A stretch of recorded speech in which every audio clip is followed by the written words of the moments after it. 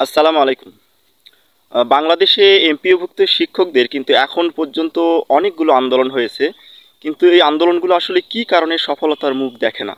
বাংলাদেশে এমপিওভুক্ত শিক্ষকদের এই আন্দোলন কখনোই সফল হবে না। এর উল্লেখযোগ্য একটি কারণ হচ্ছে যে পৃথিবীর মধ্যে যে কয়টি রাষ্ট্র রয়েছে 200-250টি রাষ্ট্রের মধ্যে যদি 5টি রাষ্ট্র থাকে যেখানে শিক্ষকরা সবচেয়ে বেশি গরিব এবং অভাবী দুঃখী থাকে, তাহলে সেই দুর্ভাগা 5টি রাষ্ট্রের মধ্যে বাংলাদেশ একটি, যেখানে শিক্ষকরা সবচেয়ে বেশি অভাবে দুঃখে থাকেন এবং কম বেতন পান। আর যদি এমপিওভুক্ত শিক্ষকদের কথা বলি তাহলে তো আর বলার ভাষাই নেই।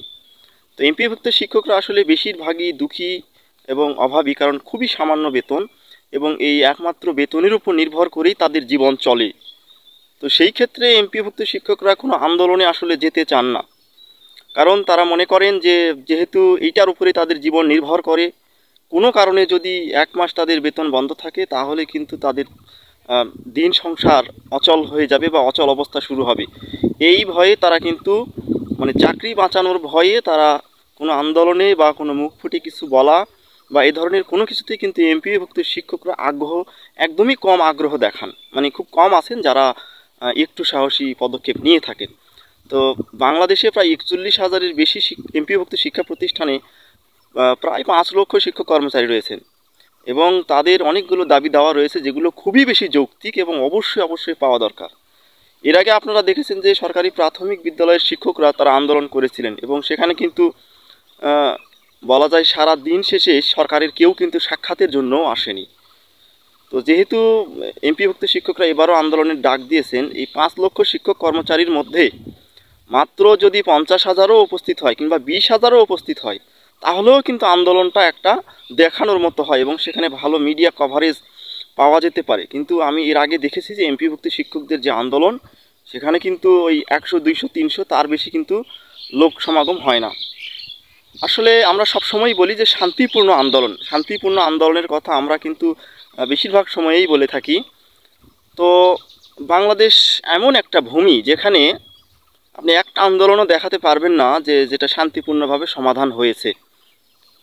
এমপিওভুক্ত শিক্ষকদের সংখ্যা অনেক বেশি, ফলে এখানে যে কোনো সুবিধা দিতে গেলে সরকারের অনেক চিন্তা ভাবনা থাকে। তো সেই জন্য আসলে সরকার অত সহজে রাজি হতে চান না। তারপরেও আমি বলবো যে এমপিওভুক্ত শিক্ষকরা যদি মনে প্রাণে চান, এই জুলাই আন্দোলনের কিন্তু একটি কথা ছিল যে যদি মরার জন্য সবাই এক হও সবাই বেঁচে যাবে, আর যদি বাঁচার জন্য সবাই আলাদা হয়ে যাও তাহলে কিন্তু সবাই মারা পড়বে। তো সেই বিষয়টি আসলে এবারও শিক্ষকদের করা উচিত, সেটা মাথায় নিয়ে। কারণ যদি সবাই সংঘবদ্ধ হয় এবং প্রত্যেকটি 495টি উপজেলা থেকে একটি করে গাড়ি যদি আসে তাহলে কিন্তু অনেক লোক সমাগম হয়। সেখানে আমি যদি 64 জেলা থেকে একটি করে গাড়ি ধরি, একটি করে বাস ধরি, তাহলেও কিন্তু অনেক লোক সংখ্যা হয় এবং দেখানোর মতো হয়। তো এবারে আসলে দেখার বিষয় যে এমপিওভুক্ত শিক্ষকরা আসলে কতটা ঐক্যবদ্ধ। অনেক ঢাকঢোল পিটিয়ে এবারে আন্দোলনটা হচ্ছে, যদি সবাই মিলে সংঘবদ্ধ হয়। আমি জানি না সরকারের তরফ থেকে কেউ আসলে দেখতে যাবেন কি না, কারণ টাকা পয়সার ব্যাপার তো এগুলাতে সহজে কেউ যেতে চাইবেন না। কিন্তু এমপিওভুক্ত শিক্ষকদের অনেকগুলো বিষয় আসলে সুরাহা হওয়া প্রয়োজন। শিক্ষা এটা জাতির সাথে খুবই সম্পর্কিত এবং অত্যন্ত গুরুত্বপূর্ণ বিষয়। রাষ্ট্রের গুরুত্বপূর্ণ একটি বিষয় হচ্ছে শিক্ষা, এখানে আসলে অবহেলা করার সুযোগ নাই। তো মোটা দাগে শিক্ষাই এখনও বেসরকারি এবং এমপিওভুক্ত শিক্ষকরা বেশ কিছু বঞ্চনার শিকার, সেটা সঠিক। তো যদি সংঘবদ্ধ হয় এমপিওভুক্ত শিক্ষকরা, যদি তারা একদম আদা জল খেয়ে মনে সাহস নিয়ে লাগতে পারেন, তাহলে হয়তো এবার একটা কিছু হতে পারে। যতদিন পর্যন্ত তারা এই সাহস না করবেন এবং রক্তক্ষয় ছাড়া কোনো আন্দোলনই, আনসারদের বলি বা জুলাই আন্দোলন বলি, ভাষা আন্দোলন বলি, কোনোটাই রক্তক্ষয় ছাড়া কিন্তু বাংলাদেশে কোনো কিছুই অর্জিত হয়নি।